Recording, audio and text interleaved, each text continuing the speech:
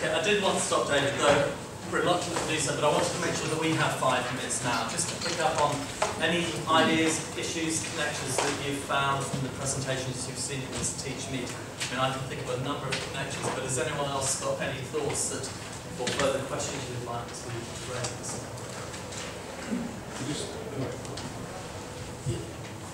I just wondered how that enabled, what was the assessment of the learning within those in that work, and how did Pebble help in that process? Okay, what we did was, there's no assessment as such in the end, but they had the option of undertaking online activities each week. And if they completed those, they could apply for a digital badge to recognise and reward that, which we were actually quite surprised. We've not used open badges before, but we were actually quite taken aback by the numbers that were actually interested in doing that. We've not got a history of that in our sector, but it has led us to start thinking about ways in which we might embed those in our provision across the PC, undergraduate and postgraduate. So they did an online activity each week, plus there were other activities they could participate in, but they were optional. They didn't have to do this. Yeah. Yeah, hi, just one quick one about the MOOCs. I recall a year or so ago when it came out that it was meant to be the panacea of everything. Obviously, we all know it wasn't. And you yourself said a few minutes ago that it's kind of it's a listening, if not a learning. And if that's the case, you might as well just go on to Wikipedia or other forums, interest forums. That makes MOOCs redundant, or does it? Maybe it does if all you're doing is pushing content. What we were doing was it was within a digital workbook.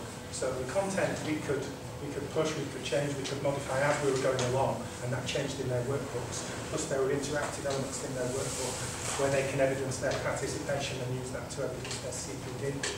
For the ones that really engaged with it, they're now actually using the workbook to make an APEL claim for credit to come on to some of our awards. Sorry, can I just move it on to try and bring in some of the other presenters? I'm guessing we could talk for a long time, and indeed we will find other opportunities to reflect on this week. It's been a fantastic experience, but there are connections that we can make. And one of the things that strikes me is the co-production of knowledge. In nearly all of the presentations we've seen, including the survey that Brian and Helen presented, we see the opportunity in the classroom to use technology.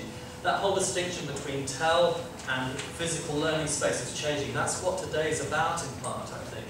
Co-production of knowledge, how easy it is to enter some ideas into Padlet or into Answer Garden, which is the feedback tool you referred to, through the tweet chat method. Here we have a learning environment that involves all of us.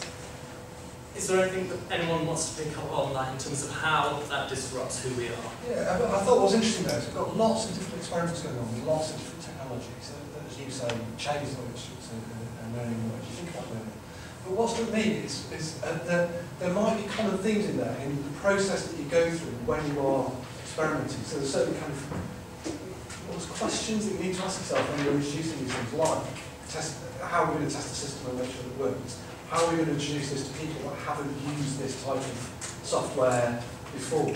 And whether as a university we need to have some kind of framework or checks. I don't know quite how, I wouldn't want to be too rigid, but something that helps people to go through that experimental process. Okay, we are talking about disrupted learning environment. How do we scale up, to use the term? How do we get the university together moving in that sort of direction? That's what this sort of day is about. Any more responses to that point? Yeah, go on. Yeah.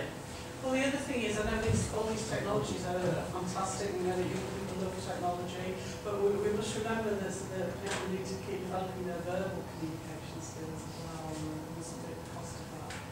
Yeah, I mean, can I respond to that? I think by bringing in more interactivity into the classroom, it does demand that we do exactly what you say. It's just the nature of that conversation maybe changes the weight of it. That would be my personal response. But of course, this is the opportunity for technology-enhanced learning now to integrate it thoroughly into the best ways we like to teach and learn. Question? Yeah, I mean, I'm a proponent of tell anyway, but he's trying to persuade other people in our department. Look, we're going to go through a process shortly of revalidation for a 5-year period. Just over the hill, we've got loads of little soldiers coming along, 12-year-olds now, that are going to be IT literate more than a lot of the staff. And we need to try and persuade people that are brought us to on top of this revalidation process that we need to incorporate all of this. The problem that we've got is a lot of staff are terrified, but they don't want to know, and we're going to end up, if we're not very, very careful, with the same old, and it's a written report and all this kind of stuff. Is there any mechanism within your department to come along and say, look? Yeah, actually it's a good place to finish for the moment, I think. I think what we've learned is that in the same way that we can be more inclusive in the classroom, whether it's virtual or physical, closer to home when we're looking at PSR or what we now call peer review and enhancement, we actually need to use that time together to share practice. These sort of events are really important, but I think it's up to people like us to go back and try and keep that conversation live in PRE, because there's an urgency, I think, to do it, as you highlighted. On that, we've just run out of time, so thank you very much for everyone.